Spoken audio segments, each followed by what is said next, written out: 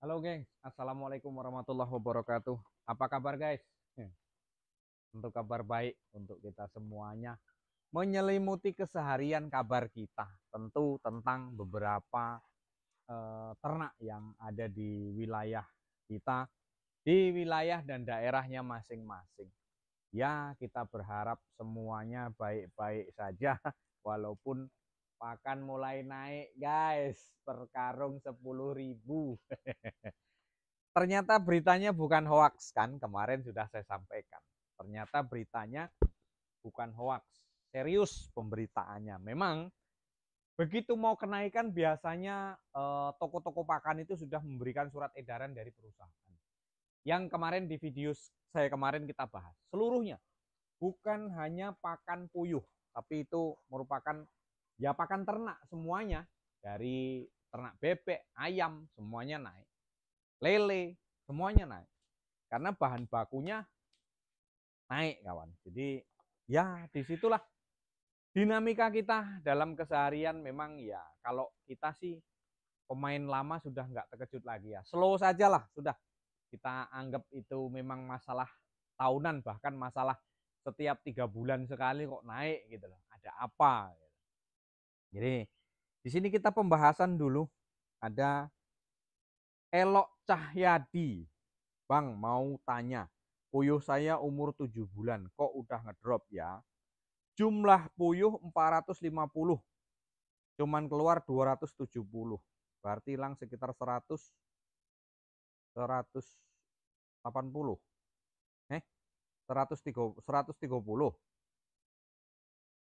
Pakan sesuai takaran. Kebersihan kotoran setiap hari.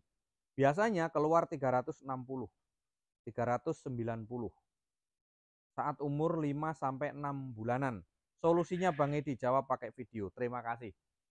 Wah, mantep ini kalau umurnya 7 bulan. Di umur 5 sampai 6 bulan itu sampai 360, 390, bisa 90-an persen kawan. Iya kan? Bisa 90-an persen, 95% di umur 5 sampai 6 bulan. Berarti selama ini kalau saya ngonten kan ada yang terbukti, ada yang tidak. Nah disitulah memang kita menghadapi puyuh itu nggak gampang dengan situasi dan kondisi. Puyuh itu memang masa suburnya. Masa suburnya itu dari 2 bulan sampai 7, 8, 9 bulan. Itu adalah masa subur. Itu masa subur-suburnya kawan.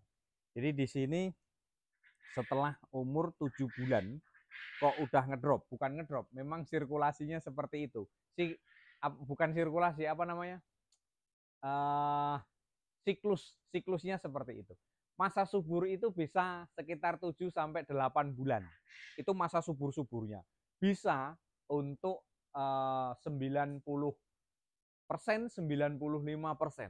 Tetapi kalau sudah lewat 7, 8, 9 bulan itu sudah memang mulai 85% itu terjadi penurunan. Rata-rata seperti itu. Rata-rata seperti itu. Kenapa kok seperti itu? Nah, ini kita bahas kawan. Jadi kalau untuk puyuh ini 8 bulan ke sana sih sebenarnya. Ya 7 bulan juga ya bisa juga, terlalu dini ya, terlalu dini. Pakan sudah dikasihkan, kemudian eh, perawatan pokoknya sudah lah, tetapi kok ngedrop, bukan ngedrop, memang berkurang. Itu memang turun. Seiring dengan bergantinya usia ya seperti itu. Jadi kalau untuk puyuh itu memang masa suburnya seperti itu. Jadi di video saya kemarin-kemarin kan sudah saya bilang, masa-masa subur puyuh itu sekitar 7, 8, 9 bulan. Itu adalah masa-masa produktif yang terbaik di situ.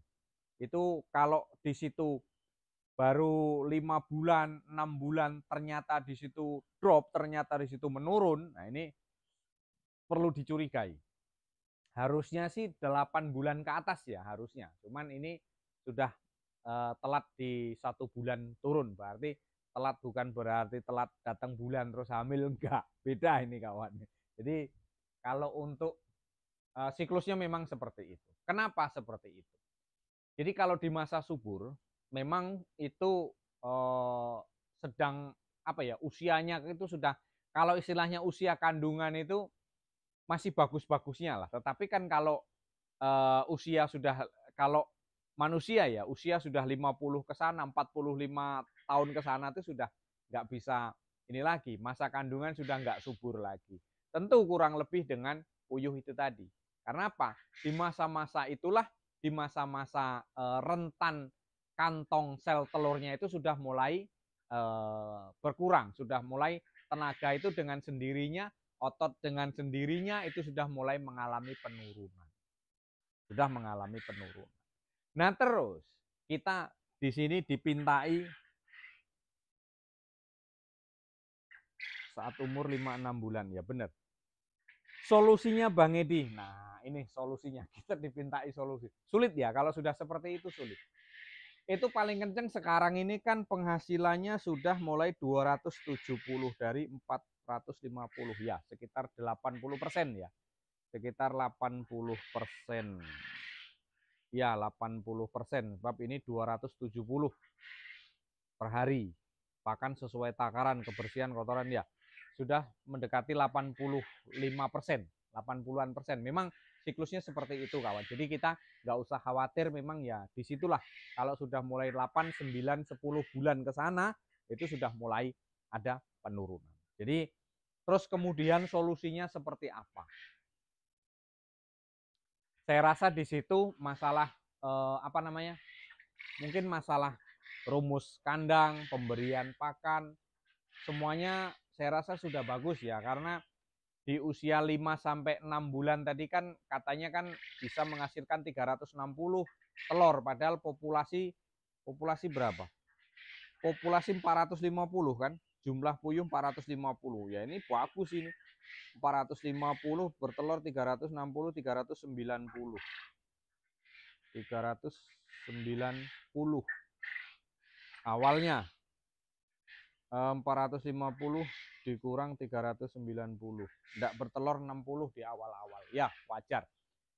Jadi sekarang solusinya gini, kalau untuk solusi mungkin kandang sudah panjang kali lebar dibagi 200, isinya berapa, mungkin sudah di situ. Artinya kandang nggak kepadatan. Artinya kandang nggak kepadatan. Bisa jadi juga mungkin ada penurunan stres atau seperti apa, bisa jadi juga. Bisa jadi juga mungkin kepadatan, tapi rasa saya nggak mungkin ya, nggak mungkin. Karena ini awal-awalnya bagus. Coba-coba ya kalau dikurangi sih nggak masalah. Karena kan ngisi di dalam itu kan perlu rumus. Panjang kandang, lebar kandang. Panjang kali lebar dibagi 200. Itu isi yang ada di dalamnya yang harusnya kita isi. Jangan ada lebih gitu. Kalau lebih memang dia hasil persentase telurnya saya yakin nggak akan normal. Terus kemudian kalau menurut saya solusinya gini, di pagi hari di jam-jam 9, 10, 11, 12 itu coba kita cek puyuh kita. Artinya kita sortir. Kenapa kita sortir? Itu kan hanya jumlah tadi kan 450 ekor ya. Kita sortir mana yang tanda-tanda dia akan bertelur dan mana tanda-tanda dia yang tidak akan bertelur. Di pagi hari di jam 9, 10, 11, 12, jam 1 stop di situ. Jangan ada aktivitas. Karena apa? Kalau lebih dari jam 12 itu biasanya puyuh itu sudah mulai aktivitas. Jam 2, 3, 4, 5 seperti ini dia mulai bertelur satu persatu. Ya, jadi jangan ada aktivitas di situ, takutnya nanti terganggu. Nah, kemudian pagi hari kita next kembali ke permasalahan. Di pagi hari coba kita tengok, kita lihat, kita raba, kita rasakan. Itu pagi hari ya, seumpamanya ini pagi hari. Di jam-jam 9, 10, 11 sampai jam 1. Ini kita pegang di sininya kawan.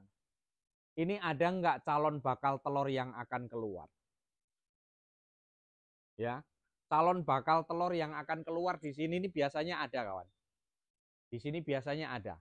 Ini keras akan berbentuk kayak telur. Nah, itu adalah tanda-tanda akan bertelur hari ini. Nah, itu kalau di sini tidak ada, berarti dia mengalami ngedrop. Kita pisahkan, ya, kita pisahkan.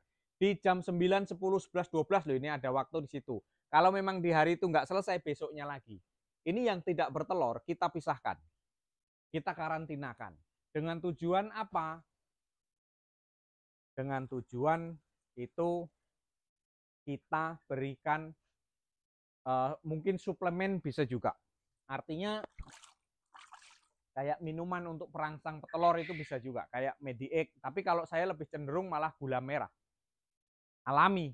Gula merah itu kan mampu meningkatkan daya kekebalan tubuh lagi, dia selera makan karena nanti kan di situ ada kayak gula-gula manis-manis, agak masem-masem sedikit, baunya itu kan agak-agak enak gitu. Jadi di situ nanti pemicu untuk menambah nafsu makan lagi. Kemudian air minumnya itu kan kita campur dengan gula merah, tetapi pencampurannya sedikit saja. Ada di video-video saya itu untuk pencampuran tentang gula merah itu ada. Kita berikan selama berapa hari? Kita berikan coba selama 4 atau 5 hari berturut-turut. Tapi ingat, pagi kita berikan, sore kita ganti. Pagi kita ganti. Jangan kita berikan pagi untuk besok paginya lagi. Jangan sampai 24 jam, itu nanti malah nggak bagus timbulnya, ya. Terus kemudian itu tadi tetap kita karantinakan yang tidak bertelur. Ada itu tanda-tandanya ada di situ. Nah, terus kemudian setelah itu coba dipisahkan, terus dikasih air gula itu tadi, terus dikasih pakan. Mungkin pakannya juga agak bagus. Kita periksa apakah dia mengalami kurus, apakah dia gemuk badannya. Nah, kalau dia mengalami kurus, tentu di belakang duburnya itu dia akan mengecil, itu mengalami kekurusan. Mungkin sakit nggak ketahuan, ataukah mungkin memang itu kurus, kurang makan, kalah dari yang lain, itu bisa juga seperti itu.